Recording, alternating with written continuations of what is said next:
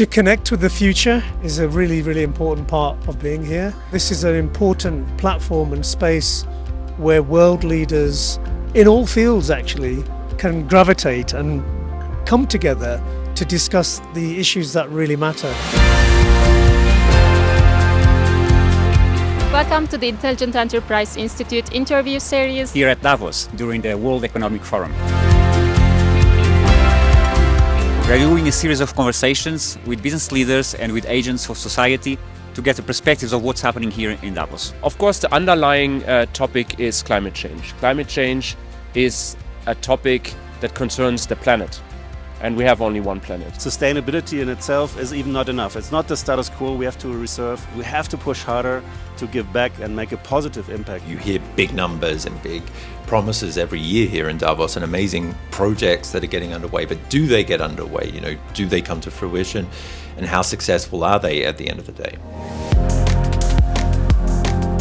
So you came to Davos. What is your mission here? What do you want to achieve here? My mission is to enable knowledge sharing so that there's intelligent choices or that you make these informed decisions. And you cannot say, I didn't know, because there is this inconvenient truth which we all know and we have to act upon it. It's important to understand what you're thinking, what other partners are thinking, what organizations and nonprofits need to do to catalyze the change that needs to happen.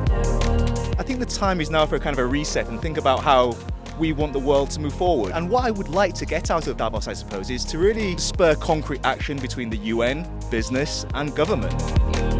We are the Intelligent Enterprise Institute, and what we're here for is to connect the dots between sustainability, processes, technology, to eventually get to an intelligent enterprise. Our ambition with Davos is to create impulses and give inspirations, and with that also contribute to a more sustainable world. As the Intelligent Enterprise Institute, we have also a mission actually at Davos. We want to explore the intelligent choices. Which are choices that are made with a personal commitment and that enable a collective action. Is there a personal commitment of yours to actually contribute to a more sustainable world?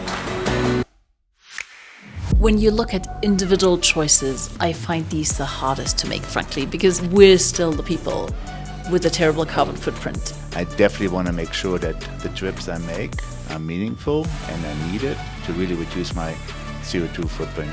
And that's why we decided, when traveling here, to try to find a very sustainable, more eco-friendly way of traveling. From a business perspective, I think the commitments that we've made and will continue to make is stay focused on the biggest issues. And when it comes to sustainability, that's everything from circular economy to our Earth's resources to social sustainability. Thinking about what's driving a decision and what evidence is informing a decision, and trying to be very conscious of the implications of the choices we make. I think that's what we can all do. For me, it's really also that we never stop talking and pushing the envelope about sustainable innovation. I'm very happy to work now for a company who is really going to have a CO2 footprint based on zero in 2050, and I think this is really a believable step that we are going there. It's a fantastic example how to be a front runner and inspire others. I'm not saying it's an easy road to travel on, Stefan, but I think there's a lot of evidence that actually sustainably produced net zero products are finding a space on the market. But it's also about changing end customer preferences. If we're able to get our stories out, to the right people at the right time, in the right format, you're able to then, I think, really broaden perspectives. That is why we at SAP are here today as part of the Intelligent Enterprise Institute, because Stefan and his team particularly look at this from a think tank contribution on how we can help enterprises really achieve the objective of having sustainable business models that convert them into truly intelligent enterprises. Do you have a final message for our audience that you would like to share from Davos? Absolutely. I think I just get engaged. My one key takeaway from Davos would be that actually we need to spur collective action. We all can make our contribution to make this a better planet. And take action now. We shouldn't wait.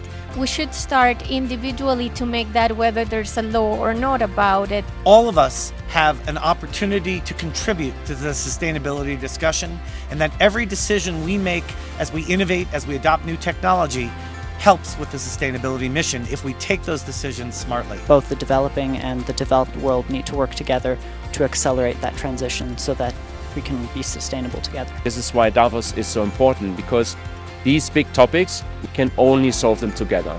Do some corporate social responsibility that doesn't just tick boxes, but actually makes a difference to people's lives.